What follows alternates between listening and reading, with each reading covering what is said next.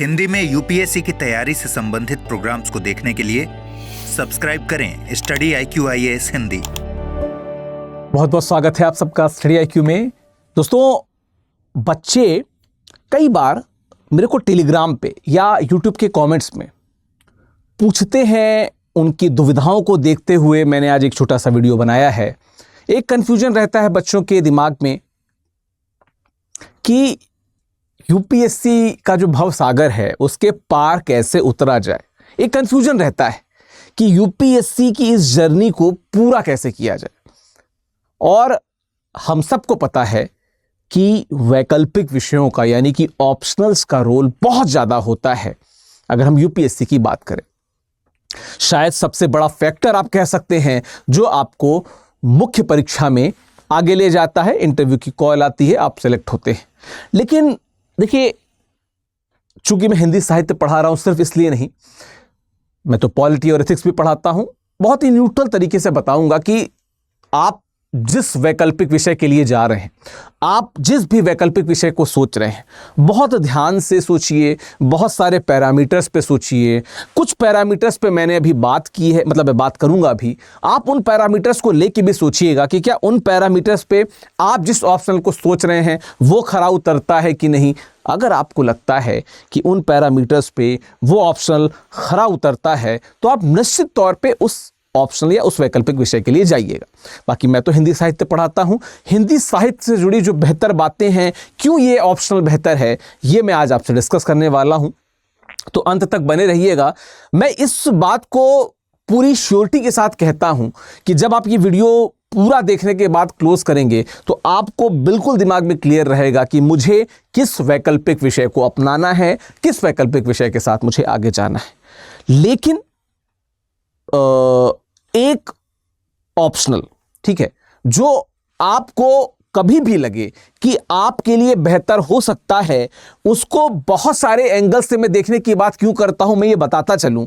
देखिए, कई बार क्या होता है ना, हमको सिर्फ एक फैक्टर पता चल जाता है और हम उसी फैक्टर को लेकर आगे बढ़ जाते हैं और हमें लगता है कि शायद यही हमको इस भवसागर से पार कर देगा। लेकिन बाद में जाके दिक्कतें आती हैं, यार ये कंफ्यूजन, अरे ये क्यों हो रहा, हमने क्यों ले लिया, मैंने पीयर प्रेशर में ले लिया। इसीलिए मैं कहता हूं कि जिन बेंचमार्क्स पे मैं हिंदी साहित्य को अभी यहां पे तुलनात्मक रूप से बताऊंगा, उन बेंचमार्क्स पे आप अपने ऑप्शन को देखिएगा। अगर आपको लगता है कि हिंदी साहित्य के बेंचमार्क ज्यादा मजबूत है तो आप हिंदी साहित्य ले सकते हैं। डिटेल में मैं देके जाऊंगा जो हमारा 10वां बैच है।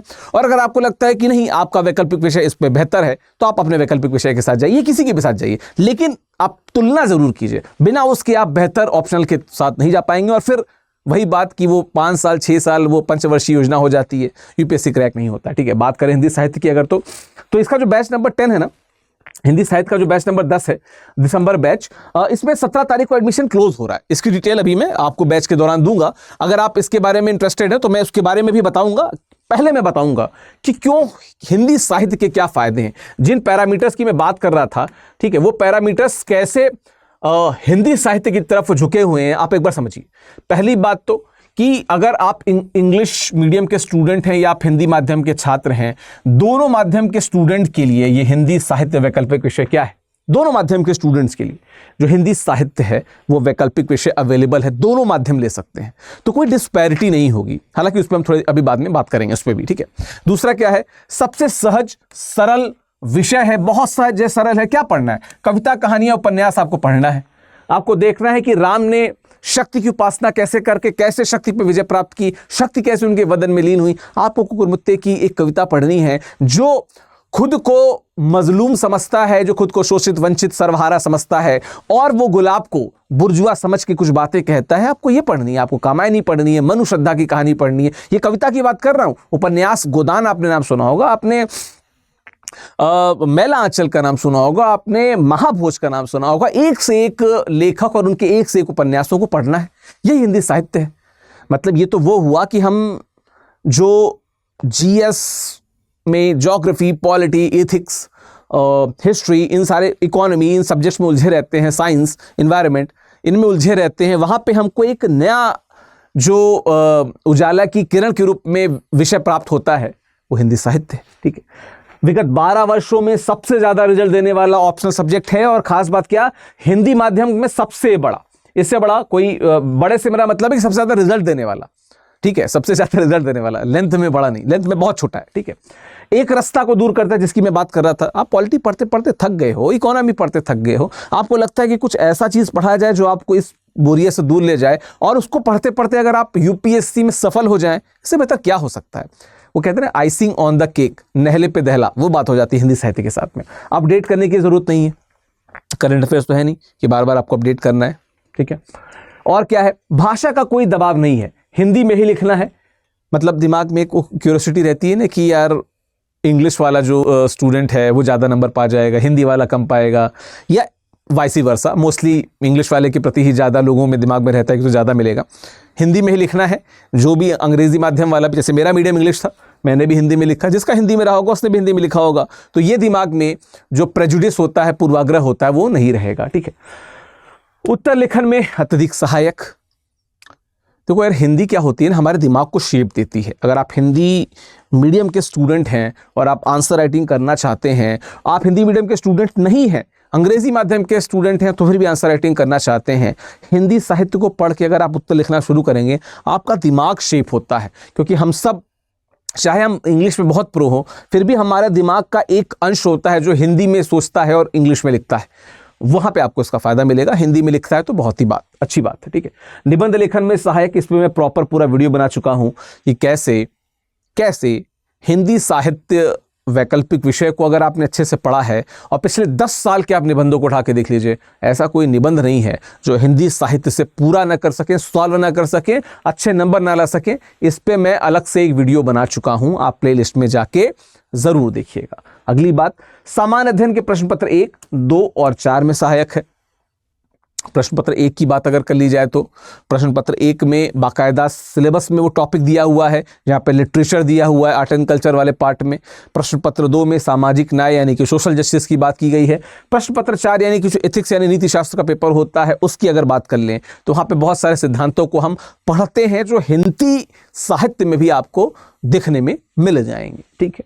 अनिवार्य हिंदी पेपर में बहुत ज़्यादा सहायक है। और ये एक बहुत इंपॉर्टेंट पॉइंट है, अगर आप रिलेटिवली देखें तो अंग्रेजी माध्यम के बहुत सारे स्टूडेंट इस अनिवार्य हिंदी के पेपर में फ्लॉप हो जाते हैं, बाहर हो जाते हैं। हिंदी के बहुत सारे स्टूडेंट इसमें बाहर हो जाते हैं, क्योंकि आपको पता है कि अंग्रेजी तो है ही, साथ में 22 भाषाओं में से कोई एक भाषा ले सकते हैं। और अगर आप इस भाषा को इस वीडियो को हिंदी भाषा में आप देख रहे हैं, समझ रहे हैं, तो मैं ये मान के चल रहा हूँ कि यूपीएससी में आप हिंदी, अनिवार्य हिंदी लेंगे और इसको क्वालिफाई करने के लिए बहुत योगदान होगा हिंदी साहित्य का। क्योंकि जब मैं कक्षा में कॉपियाँ चेक करता हूँ तो मैं वर्तनी से लेकर हर बात को डिटेल में जाके चेक करता हूँ।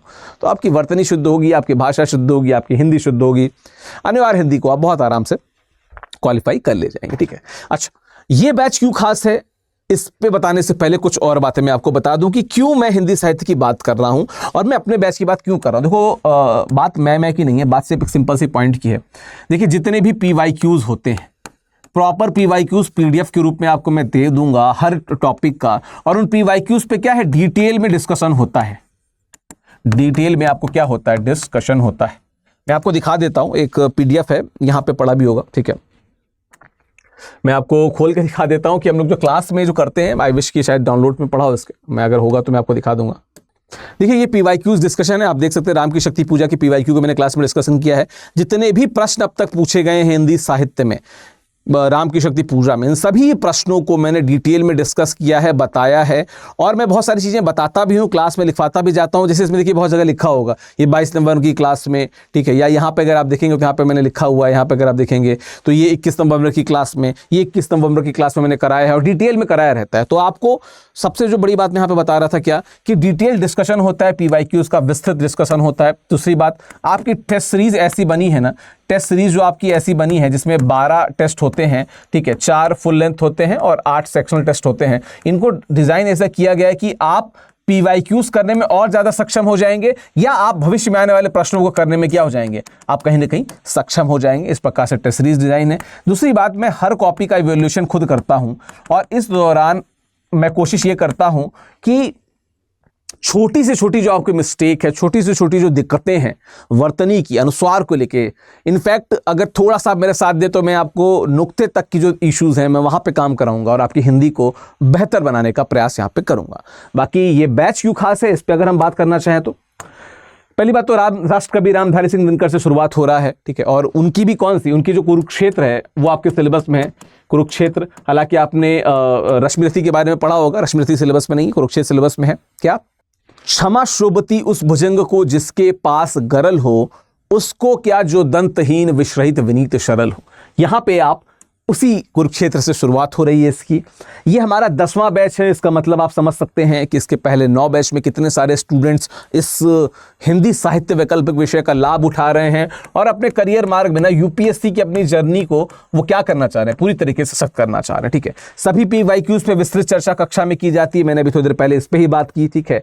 12 टेस्ट की टेस्ट सीरीज है, ठीक है। 12 टेस्ट की जो टेस्ट सीरीज है इसमें हम लोग 4 फुल लेंथ टेस्ट देखते हैं, 8 सेक्शनल टेस्ट देखते हैं। उसके अलावा मैं हर टॉपिक के बाद आपको क्वेश्चन देखता हूं, तो आप मान के सकते हो कि सिर्फ ये 12 नहीं, ये 120 से ज्यादा टेस्ट हैं और ज्यादा टेस्ट हो सकते हैं, ठीक है। कक्षा के द्वारा भाषा को बेहतर करने का मैं प्रयास करता हूं, कोशिश करता हूं कि आपके नुक्तों पे भी काम हो, आपके अनुस्वार पे भी काम हो, वर्तनी पे काम हो, नए शब्दों पे काम हो, और क्या है, उत्तर लेखन का कड़ा अभ्यास कराता हूं। मुझे लगता है कि वीकली बेसिस पे लगभग 400 से 450 कॉपियां चेक होती हैं। मोस्टली कॉपियां मैं ही चेक करता हूं। हाँ, कभी ये ज़्यादा होती है, कभी कम होती है, इनकी फ्रीक्वेंसी घटती बढ़ती रहती है। जैसे स्टूडेंट से किसी एग्जाम आ गए तो कम हो गई, पर 400 450 तक कॉपियाँ चेक की हैं, मैंने चेक की हैं। पढ़ाने के अलावा मैं इस बात पे पूरा ध्यान देता हूँ कि आपकी कॉपियाँ नोटिस में आए, आप कॉपी में कैसा उत्तर लिख रहे हैं ये आपको पता चलता रहे, ठीक है। बात की जाए उसके आगे कि नोट्स कैसी होती हैं, ठीक है। तो देखिए ये एक नोट्स का सैंपल है, इस प्रकार से मैं क्रक्स देता हूं। देखिए यहाँ पे सारे PYQs लिखे हुए हैं, ठीक है। यहाँ पे भक्तिकाल के PYQ लिखे हुए हैं, आप देख सकते हैं। मध्यकालीन के जो PYQs हैं, जो प्रीवियस ईयर के क्वेश्चन है वो लिखे हुए हैं, ठीक है। और अगर आप देखोगे तो कहीं ना कहीं यहाँ से जो आदि, जैसे इसके पहले आप शुरुआत में देखेंगे, यहाँ पे देखिए ना, यहाँ पे ये आदिकाल के प्रश्न है, भक्तिकाल के प्रश्न हैं। यहाँ पे आदिकाल का जो टेक्स्ट है वो शुरू हो गया, किस प्रकार से हम टेक्स्ट देते हैं, ये प्रॉपर क्रक्स आपको मिलेगा, ठीक है। प्रश्न पत्र 1 का पूरा मिलता है। प्रश्न पत्र 2 में जो व्याख्या वाला पद है, वो व्याख्या के सारे जो काव्य मिलते हैं वो ऐसे मिलते हैं, इसी प्रकार से मिलेंगे, ठीक है। बाकी ये मेरे खुद की लिखी हैंड रिटेन नोट्स है, जो कि समय समय पर अलग अलग टॉपिक में आपको देता रहूंगा, ठीक है। आप देख सकते हैं नोट है, छायावाद की नोट्स है। क्लास PPT या जो क्लास नोट्स होती है वो कैसी होती है, एक बार हम उसको देख लें। तो देखिए अमूमन जैसे मान लीजिए कबीरदास पे हम पढ़ा रहे हैं, तो कबीरदास की बात करते हुए जैसे ये लिखा हुआ है इस प्रकार का रहेगा, जहां पे हम पीछे लगा जाई था लोकवेद के साथ, ही आगे सतगुरु मिल गया दीपक दिया हाथ। तो डिस्कस करते हैं डिटेल में, एक एक पॉइंट पे बात करते हैं, व्याख्या कैसी होनी है, प्रसंग कैसे लिखते हैं, संदर्भ कैसे लिखते हैं, काव्यगत विशेषताओं में भावगत विशेषता क्या है, शिल्पगत क्या है, विशेष बिंदु क्या है, प्रासंगिकता क्या है, इन सब पे हम लोग बात करते हैं। आप देख सकते हैं, देखिए ये पद्मावत को जब मैं पढ़ा रहा था तो पद्मावत की क्लास से मैंने इसको काटा था कि कैसे क्या क्या पॉइंट्स हैं। तो इस प्रकार की स्लाइड्स होती हैं जिनमें हम हाथ से भी लिख के समझाता हूँ मैं, PPT भी रहती है। तो ये क्लास में कुछ जो दोनों मॉड्यूल होते हैं, दोनों मॉड्यूल पर पढ़ाई होती है, दोनों मॉड्यूल के हिसाब से हम लोग पढ़ाते हैं, ठीक है। ये क्लास नोट्स का ये एक है वो। बाकी अब हिंदी साहित्य की अगर बात कर ली जाए तो जो बैच नंबर 10 है, जिसकी मैं बात कर रहा था, जो बैच नंबर 10 है, ठीक है, ये बैच नंबर 10 17 दिसंबर को, थोड़ा ऊपर कर दूं अगर इसको, तो 17 दिसंबर को इसमें एडमिशन क्लोज हो रहा है। अगर आप इस बैच से जुड़ना चाहते हैं तो आप study-iq.com विजिट करके विकास लाइव कोड का अगर प्रयोग करेंगे, 1 मिनट रुक जाइएगा, ठीक है, ठीक है। अगर आप विकास लाइव कोड का प्रयोग करेंगे तो मैक्सिमम डिस्काउंट के साथ आप इस बैच से जुड़ सकते हैं। दोपहर का ये बैच है और कुछ करना नहीं है, आपको क्या करना है, आपको जाना है, आपको विजिट करना है, कहाँ पे, study-iq.com पे आपको जाना है, ठीक है। study-iq IAS पे आप क्लिक करेंगे जब, तो यहाँ पे देखिए राइट हैंड साइड पे मैंने बताया था, यहाँ पे ऑप्शनल लाइव, यहाँ पे ऑप्शनल के कोर्सेज मिल जाएंगे, एक्सप्लोर कोर्सेज पे जाएंगे और यहाँ पे आप अपने नंबर से एंट्री करने के बाद आप यहाँ पे कोशिश कीजिएगा कि जो कोड है वो है VIKASLIVE, विकास लाइव कोड। इस कोड का प्रयोग करके आप हमारे बैच से जुड़ सकते हैं। बाकी डिटेल्स के लिए आप नीचे दिए नंबर्स पे, जो नंबर्स इसमें लाइव दिख रहे होंगे, फ्लैश हो रहे होंगे, आप उन नंबर्स पे आप कॉल कर सकते हैं, ठीक है। या study-iq के जो नंबर्स दिए रहते हैं वेबसाइट पे, आप वहाँ पे कॉल करके बात कर सकते हैं। देखिए यूपीएससी की जो जर्नी होती है, यद्यपि आपकी खुद की जर्नी है, लेकिन समाज का इससे बहुत प्रभाव पड़ता है, आपके परिवार पे इसका बहुत प्रभाव पड़ता है, आने वाली जनरेशन पे बहुत प्रभाव पड़ता है। हमारी ज़िंदगी कहाँ से कहाँ तक पहुँच जाती है। और जब ज़िंदगी का इतना इंपॉर्टेंट फैसला करना है तो आपको ये तय करना पड़ेगा कि वैकल्पिक विषय आप क्या चुनें। और मैंने आपको हिंदी साहित्य के जिस पैमाने पे जिन पैमानों पे हिंदी साहित्य को मैंने रखा, आप अन्य ऑप्शन को भी रखिए। अगर आपको लगता है कि हिंदी साहित्य उससे बेहतर है तो आप इसे जोड़ सकते हैं। आपको कोई और वैकल्पिक विषय लगता है तो आप उसके साथ भी जोड़ सकते हैं। नो प्रेशर, ये आपका तर्क और आपका लॉजिक काम करना चाहिए कि हमको किसके साथ जाना चाहिए।